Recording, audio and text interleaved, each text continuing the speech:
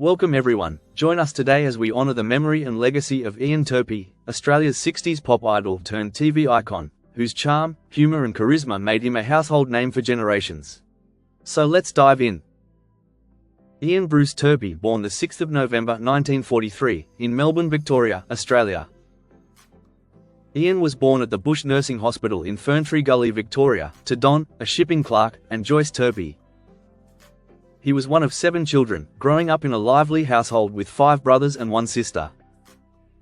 From a very young age, Ian showed a natural flair for performance, donning costumes as early as age 2, and by 5, proudly parading in a soldier's uniform. He attended Boronia State School, where his enthusiasm for entertaining only grew. There, he took part in gymnastics and appeared in school productions. His first major role came in August 1954, when he played the lead in Toad of Toad Hall at the local Progress Hall, an early sign of the stage presence that would define his career. At age 10, Ian took his first formal step into the world of show business when he was accepted into the Hector Crawford Drama School.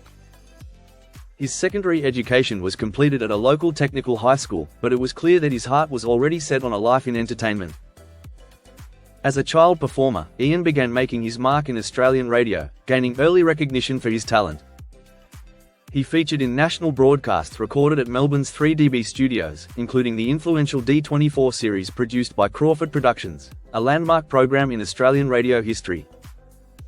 Ian also shared the microphone with prominent figures like Sir Robert Helpman and soprano June Bronhill, showcasing his versatility from a young age, and building a solid foundation in performance long before his television fame. In his teenage years, Ian turned his attention more seriously to music, honing his skills as a guitarist, singer, and budding songwriter. By 16, he had already established himself as a confident performer, both on stage and in radio, thanks to years of early experience.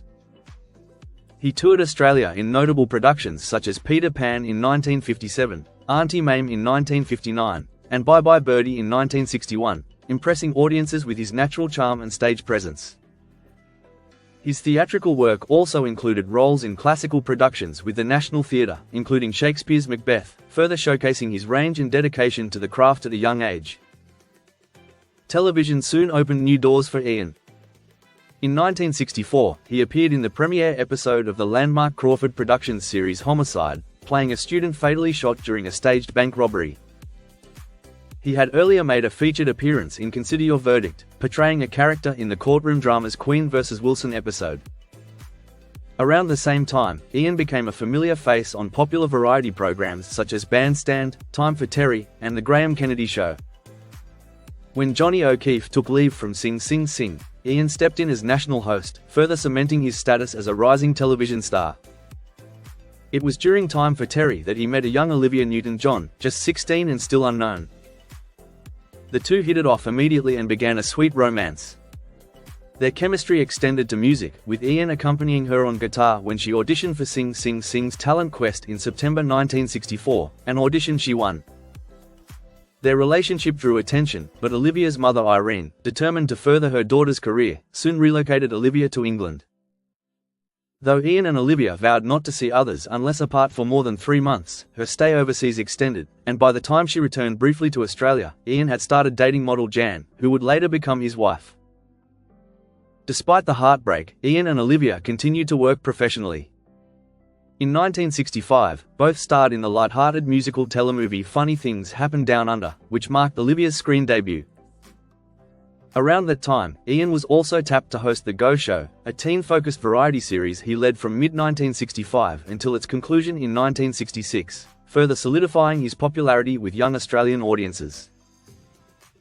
During the mid-1960s, Ian also pursued a music career, recording several singles under the Leadon label. These included The Decimal Point, backed with Tell Her We're Through in 1964, and I Can't Go Wrong with the B-side, Not You, in 1965, both released in Australia and New Zealand. Though modest in commercial success, these records showcased Ian's versatility as both a performer and vocalist. In the early 1970s, he ventured back into music, forming a short-lived pop group called Love Story, alongside Buddy England and Richard Wright, formerly of the group. Their rendition of the quirky UK hit, Neanderthal Man, originally by future 10cc members Kevin Godley, Lol Cream, and Eric Stewart, struck a chord with Australian audiences, peaking at number 15 on the Go Set Top 60 chart. Following the chart success, the trio rebranded as Tadpole and released the upbeat single, Throw a Little Loving My Way, in January 1971. Although less impactful, it still made a respectable showing, reaching number 37. Both tracks were released on the Air label, a short-lived imprint founded by Buddy England. In the 1970s, Ian relocated to Sydney, where he carved out a strong presence on the club and cabaret circuit, performing regularly and honing his natural rapport with live audiences. He remained a familiar face on Australian television, making frequent guest appearances on programs such as The Mike Walsh Show, The Bert Newton Show, A Guy Called Athel, and the ABC variety series Follies. His mix of charm, cheek, and professionalism made him a go-to personality for light entertainment. The 1980s marked a turning point, as Ian became a household name across Australia. He rose to national fame as the host of The New Price is Right, a role he held from 1981 to 1985 and again in 1989. His signature style, a balance of larrikin wit and affable charisma, made him a beloved television presence. Following that success, he went on to front two more game shows, the energetic Press Your Luck, from 1987 to 1988, and the fast-paced supermarket-themed quiz show Supermarket Sweep, with Tanya Zayata, from 1992 to 1994. These programs cemented his reputation as one of Australia's most enduring and likeable game show hosts. Ian experienced a major career resurgence in the mid-1990s when he became a cult favourite through his recurring role as club president on the irreverent comedy series Club Buggery from 1995 to 1997, followed by its spin-off, the Channel 9 show in 1998. Embracing his nickname, the Giant of the G-Chord, Ian delivered unforgettable musical parodies, including a tongue-in-cheek take on Nirvana's Smells Like Teen Spirit, and a suspenders-clad rendition of the Time Warp from the Rocky Horror Picture Show. His fearless approach to comedy and self-deprecating humor won over a new generation of fans. Beyond music, Ian leaned fully into character-based sketch comedy. His offbeat personas in segments like Turps About the House, Captain Ajax, and Sam Stain displayed his natural comedic timing and made him a standout in the ensemble. In the early 2000s, he landed a recurring dramatic comedy role as lounge singer Roland Fields in Channel 7's Always Greener from 2001 to 2003, blending cabaret charm with heartfelt storytelling. Ian also found a niche in edgy Australian comedy series.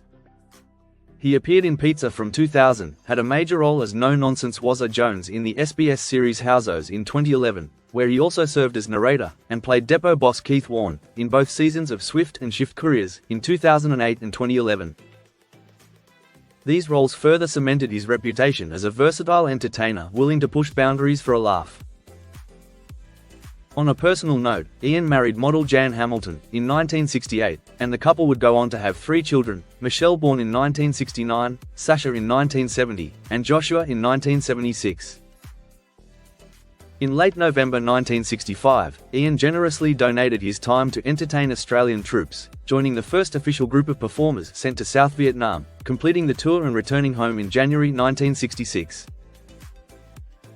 On the 18th of February 2011, it was announced that Ian, a heavy smoker, had been diagnosed with esophageal cancer, which he received treatment for. Sadly, on the 11th of March 2012, aged 68, Ian Turpie, or Turps, as he was lovingly known, lost his battle with cancer, passing peacefully surrounded by family. And there you have it. Though Ian Turpie is no longer with us, his legacy as a beloved entertainer and TV icon lives on.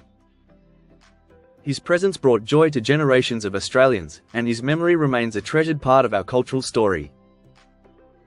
Thank you for watching. Don't forget to like and subscribe for more videos just like this. Take care and bye for now.